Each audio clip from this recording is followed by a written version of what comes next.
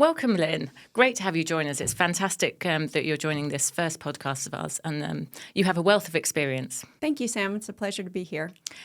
So, Lynne, let's jump straight in. You were a regulator for 21 years. That's an awfully long time. What on earth made you think when you were younger, I can do that? That's something I really want to get involved in. What was it? So by training, my experiences in microbiology, so my first job out of undergrad was in a microbiology lab, and I really enjoyed it. And then I was recruited after graduate school to the government. So a lot of my work has been in sterile products and regulating them. So I just thought it was an opportunity to be able to promote, public health on top of using my scientific background and expertise. That's fantastic. And is it that perhaps motivated you to stay there for so long? Because 21 years is quite a long time to stay in one organisation. Sure. Well, I really enjoyed working in the government while I was there. I started out in the Office of Generic Drugs for about the first 15 years. We grew significantly because the number of generic applications really increased during that time.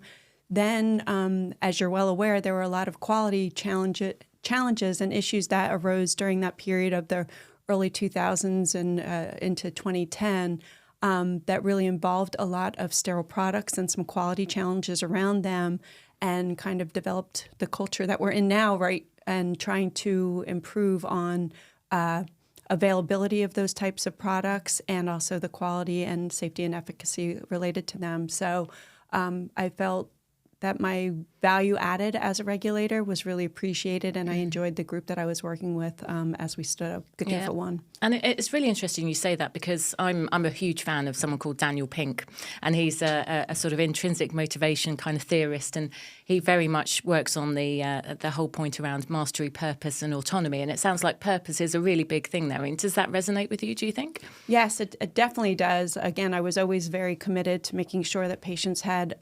availability to safe, effective, and high-quality products. So I feel like since I left the organization, that was definitely, more U.S.-centric and focused. Now, as a consultant, I have the opportunity to make more of a global impression there and hopefully help a lot of the clients that we deal with internationally to increase their quality and also the availability of products to patients as well. Thanks, Lynne. And I just want to take a different perspective now. We've introduced a new feature in our podcast where we have a question from our current speaker and we push that through to our next speaker on the next podcast. Last week, we actually had Pete. He was fantastic, really gave us some insights into his 50 years working in the industry.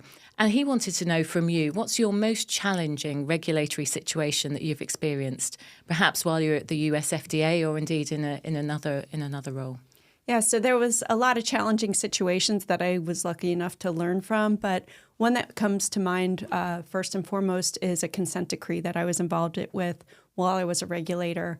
There was basically some escalations due to noncompliance that mostly stemmed from quality issues around the manufacturing of sterile products. The facility and the applicant that we were dealing with manufactured hundreds of sterile products, so we knew it would be challenging if there was an issue that we couldn't resolve that would feed into challenges related to drug shortages. So we had a lot of internal alignment meetings to be able to address the noncompliance issues that regulators needed to be aware of, but also to try to course correct if possible and de-escalate the consent decree so that we would not be causing a significant amount of drug shortages, because as you're well aware, there are challenges in Western countries with the amount of aseptic manufacturing capabilities. So we knew shutting one plant down that had a pretty large footprint would significantly impact that. So I always advocate to clients and when I was a regulator that it's easier to do things proactively from a compliance perspective and a lot less expensive or resource intensive because trying to right size for those and remediate things such as warning letters and consent decrees requires a lot of resources, can be very timely, and it can also create challenges that companies have a long time course correcting from, whether it's from a regulatory perspective or with patients and consumers. Yeah, it's difficult, isn't it? That balance between sort of having a product that's safe and effective, but also making a decision that if there is something wrong, how do you manage that with the supply challenges? And supply, obviously, as I'm sure we'll come on to talk about later, but it's tough, isn't it? I mean, it's difficult work. It really is. And there was a lot of different scientific perspectives internal to the organization at the time. So it was aligning not only ourselves internally at the FDA, but then trying to work with the company to course correct things. And like I said, keep products available to consumers. Yeah, and I mean, well, congratulations for continuing your efforts in that area. But I mean, the question that comes to mind is, and you really wanted to stay there for 21 years when you were dealing with those sorts of challenges. Well, I find them really interesting, and every time I deal with them, I feel like I've learned a lot more from different perspectives. We're trained as scientists, so we look at everything from a scientific perspective, but then when you start looking at them from a business perspective, the financials, the challenging resources, that companies may be dealing with, whether that's personnel, whether that's finance, time, getting products to market and things like that, it really requires a shift between dealing with all those kind of competing perspectives. Thanks for that, Lynne. I mean, we know that working in the regulator is really challenging. And I think one of the things we're hearing a lot about is harmonization. That's been a topic with regulators for a long time now. And in some cases, we're seeing that that's really moving positively, and we're seeing progress from a harmonization, and we're seeing alignment. And in other cases, we're not. What's your experience? Have you seen elements of harmonization across the regulators? Yes, I definitely think there's, I've started to see some harmonization, and I think there's a lot more opportunity to expand on that, especially from what we encountered during the pandemic, and to be responsive at a global level to some of those challenges that we might be encountering. I do think that there's some similarities between the regulators and their areas of focus, and that would probably be the easiest or most likely position to start with those harmonizations. I think especially with Western regulators, there has been an intense focus on monitoring quality a bit more closely than we used to, and all of the factors that feed into quality. Some of that is related to, mitigating potential drug shortages, and also, securing supply chain, which again, coming out of the pandemic, was a huge challenge that a lot of companies encountered during that time. I still think that we have a keen focus on data integrity and some of the concerns there, especially from where a lot of our active pharmaceutical ingredients and drug products are sourced from. Just on that, if I can jump in, I mean, data integrity, is it still data integrity, do you think, or is it data governance? I mean, given that it's been going for like 10 years, it should be the integrity process and principle should already be in place. It should now be, how do you govern that process that's in place, surely? I agree with you. I think it really is a case-by-case situation, because it should have been in place years ago, but there have been some challenges and that we've worked through, or I've seen as a regulator, and now I'm seeing as a consultant, where there's definitely an opportunity to improve on some of those. And the regulatory position has shifted on that, I think, as well. It's not so much data integrity anymore, and they're quite aligned on that front, aren't they? Yeah, I agree. And I also think the more that companies start to incorporate the use of AI and machine learning into some of that, there will have to be some pivots made there. But I think having a robust, quality system will always be critical for companies to be successful. And talking about the quality system, one of the really big focuses at the moment is obviously the quality function, quality maturity, all of that sort of thing. Where's that come from? Why do you think that is the case? Yeah, so again, I think a lot of regulators want to see that there is a good quality culture within organizations, and that there's a holistic approach to that it's not just in a certain area, but it's really coming from the senior executives and trickles down through all areas of the organization, and that there have been also, some tools used to monitor quality that they're developing or have already implemented. And then there's obviously the quality management maturity pilots that the FDA have run. And I know other areas are also really strong on pushing QMM and making sure that that's a systemic organizational push. Absolutely. And I mean, just talking about quality culture and QMM, quality culture is an interesting one. I've seen lots of organisations really struggle how to define it. And I think that's an area where certainly if they can define it, and maybe they need external support for that, then they can then move on to understand where they need to go to in terms of their quality management maturity. But just going back to Daniel Pink for a moment, I heard something the other day when he was speaking on another show, and I found it really interesting. He said, turning up actually eats talent for breakfast. And what he meant by that, which I thought was really interesting, was that actually if you're really consistent, you're diligent, you're determined, and you really do just turn up and deliver every single day, then actually it's much better than perhaps misguided focus of talent. Would you agree with that? Would you say that we're seeing that in some of our organisations that we work with, or do you think it is just the fact that the quality culture maturity is just a difficult thing to manage?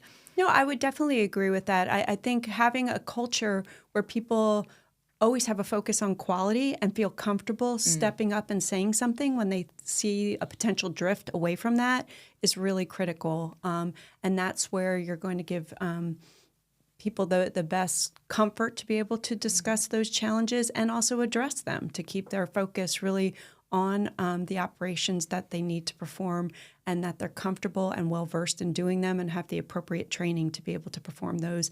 And it will make them more comfortable, obviously, interacting with regulators, because it's not just doing it, it's, making sure that people are comfortable kind of walking the walk. Yeah, and going back to regulators again, because obviously we're trying to take a little bit of a journey around our regulatory system. How do regulators measure culture, do you think? What's their ambition? How are they planning to do that? Because it's a difficult thing to do. It's not something you can just say, well, we've got a measure here we can easily sort of check. Exactly. And I think there are so many different factors that can feed into monitoring quality. And it's interesting because an example that comes to mind is when I was a regulator and you would get applications, and I'm going to date myself here, but when there used to be stacks of paper applications, and you could almost tell by the name on the jacket the quality that you expected to see in that submission. You could also tell when their regulatory affairs team changed because the quality would go up or down based on that, kind of like, the industry knows some of the background of some of the regulators who are performing assessment or inspection. You could see the same thing from a regulatory perspective. But what I would say is both from being a reviewer at the FDA, you would be able to see whether submissions were organized, whether the data made sense, whether there were introductions into the data and summaries that would flow well. And then you could almost predict what the investigators would see when they were out on inspection, because a lot of what we saw in the submission would also match and align highly with what we saw in the submission. So you could see that the quality was feeding through, again, whether people, operators were comfortable interacting with regulators or the inspectorate when they were performing an inspection, whether they felt comfortable speaking up, whether there was, a challenge or something that needed to be addressed during the manufacturing process, or when there was a high misalignment, or you could tell that they were very nervous and disorganized and uncomfortable speaking up. And so they were some of the telltale signs, I assume. Yes. Yeah. I mean, that's the key thing, isn't it, for an inspector to be able to go in and identify that. And do you think there are any other telltale signs that are sort of obvious, or do you think they're the main ones when you walk into an organisation for an inspector? I think those are probably the main ones that people feel comfortable when a regulator's on site. Of course, you do a lot of preparation, and we prepare clients for when regulators come, but they should be comfortable in their day-to-day operations, that they know their SOPs, they have a strong quality management system in place, and they can rely on that. And also, as I mentioned previously, that upper management is also supportive of that. So they're able to interact with regulators in a comfortable setting, provide the information that regulators want to see in a timely manner, and you get a sense that they're not trying to cover up anything or pull any shenanigans. Because my experience as a regulator was that when you start to get that sense that they're trying to hide something, that's when regulators will start to dig deeper, and that's exactly what you want to avoid. Absolutely. And I mean, we've all seen organisations that are doing really well, that are really quite mature, and then we've seen ones that are perhaps sort of struggling or need a level of improvement. And certainly through some of the work I've been involved in and seen some of our team do, then obviously we've got things like quality management maturity toolkits that really can help sort of progress organisations through that maturity journey. And one of the interesting things that I've seen as well is this whole link with a mature organisation to diversity, equality, inclusion, and it sort of links, doesn't it? Yeah, I think it really links directly to the success of an organization overall. I truly believe that when you have a strong quality culture, your organization will be more successful. You will retain and attract top talent that want to be there and will work hard and will be committed to quality deliverables, and that ultimately will, ensure that any type of products that are being developed or, commercially manufactured for distribution will achieve those critical quality attributes and have that sustainable level of quality management. And do you think that perhaps where inspectors are seeing some poor levels of quality management maturity, or indeed just the quality function more broadly, that's perhaps one of the things that's led to the US FDA's unannounced foreign inspection program? Yeah. Again, I'll focus on the U.S. here because that's my primary experience as a regulator, but approximately 80% of our active pharmaceutical ingredients or finished products are coming to us from basically China and India. So they're a huge supplier to the U.S. And unfortunately, that's where some of the quality challenges have occurred from. And the FDA stood up offices in those two countries to address some of those, and also to mitigate, shortages that the Western countries were seeing. So it isn't surprising to me that they are holding this unannounced foreign inspection pilot out of, focusing on those two countries to course correct and improve quality there. I can also share, an example. When I was a regulator, there was a significant offshoring of manufacturing in the early 2000s, let's say, but decades ago. And there were some big pharma companies that had purchased manufacturing facilities or had moved a lot of their R&D or manufacturing offshores to those regions. And later in my experience at the FDA, we were actually working with some of those larger organizations because they realized that they weren't being successful at changing that quality mindset in certain regions or locations, and then were either, selling off or pivoting some of their manufacturing, going to other areas where they had better quality management systems and a tighter control on their quality being manufactured out of those facilities. So it's unfortunate that, we want to improve on those qualities and the cultures internally, but sometimes there has been a bit of a challenge with those, and the opportunity to course correct hasn't always been there. That's interesting. And we've talked a lot about culture, and culture is obviously really important as part of an organisation and so on. But what's really important actually is the impact further down the line on the patient, isn't it? And we haven't really talked that much about supply chain and supply chain resilience and the shortages that we're seeing. What's your perspective? It's been going on a long time. We're still seeing shortages now. Do you think it's going to change? Do you think we're constantly going to see shortages as we are? Yeah, I mean, I know that there have been significant efforts, by regulators to predict those shortages and work closely with industry to be able to predict those and let alone mitigate those. Some of them, stem from, container closure system availability, which obviously is a challenge to always course correct for. But some of those do come from the industry's pivots internally and what they're going to support and not, so they could be a bit more predictable.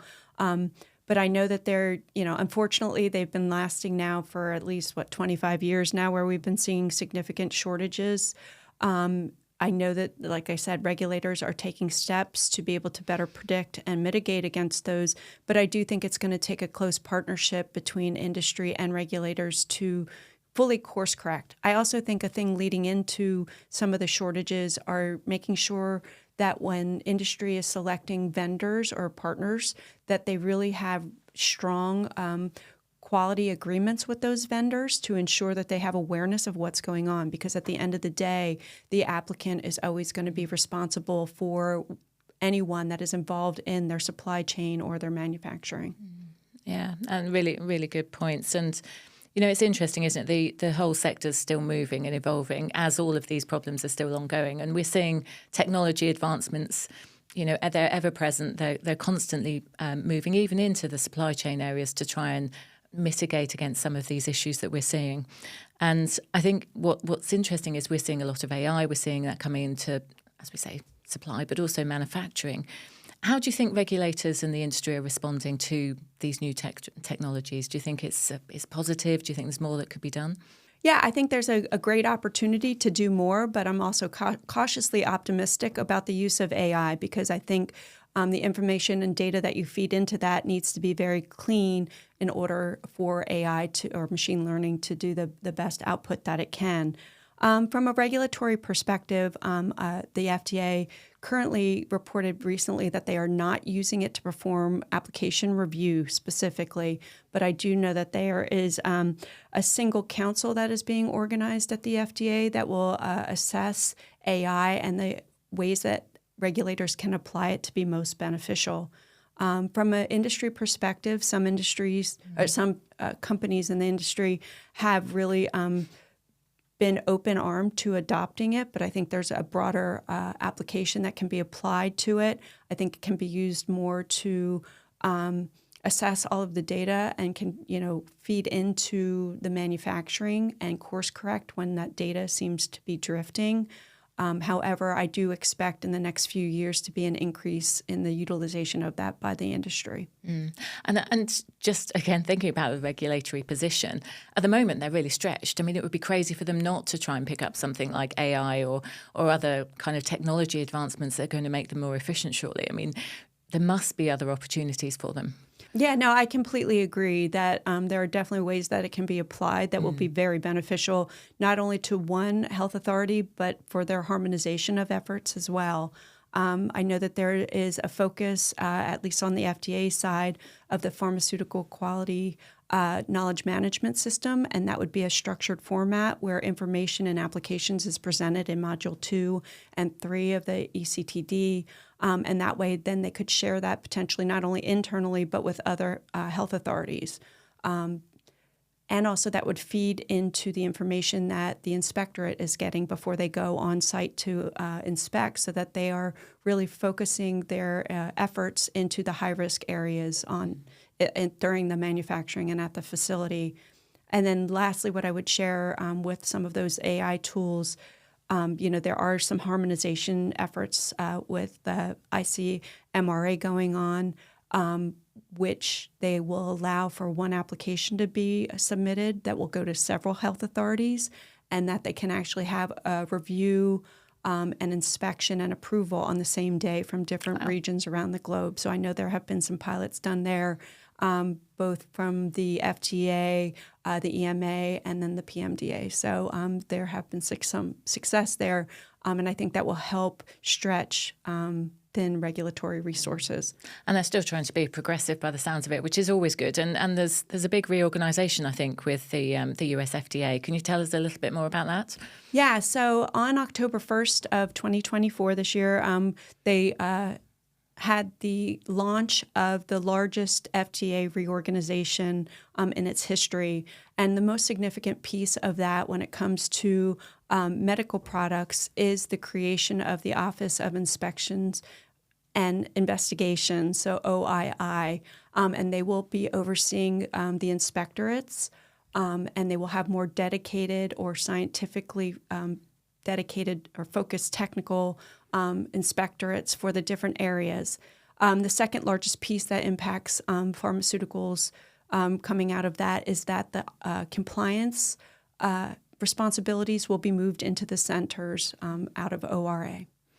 Great. I think that's sort of really given us a great place to pause at that point. And I just want to thank you. Fantastic to have you on our podcast today. And thank you for joining us. In our next episode, actually, we have Ian White, who's going to be talking all about preparing for inspections and so forth. So hopefully you have a really good question for him. So, Ian, I know that you have an extensive experience as an MHRA inspector. I would ask, what has been your most embarrassing moment during an inspection? Thanks very much for joining us today. I'm Sam Atkinson. This is Compliance Unlocked. Join us next time for Ian White.